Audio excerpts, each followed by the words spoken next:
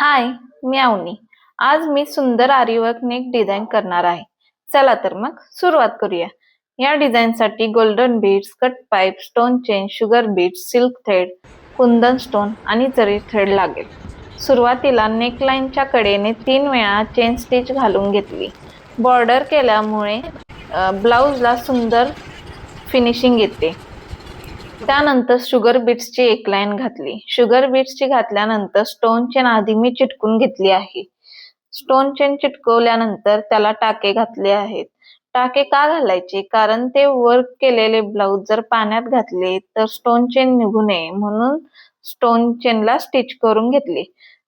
Stone चेनला stitch करून घेतल्यानंतर परत शुगर बीट्स घालून घेतले.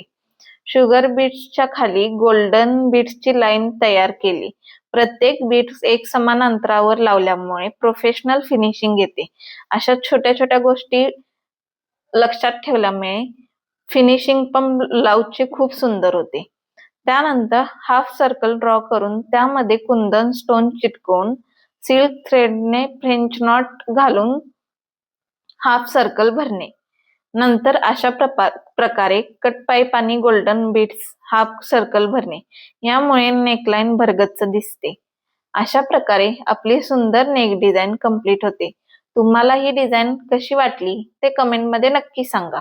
नवीन आरीवर्क ट्युटोरियलसाठी चॅनलला सबस्क्राईब करा आणि व्हिडिओला लाईक करायला विसरू नका.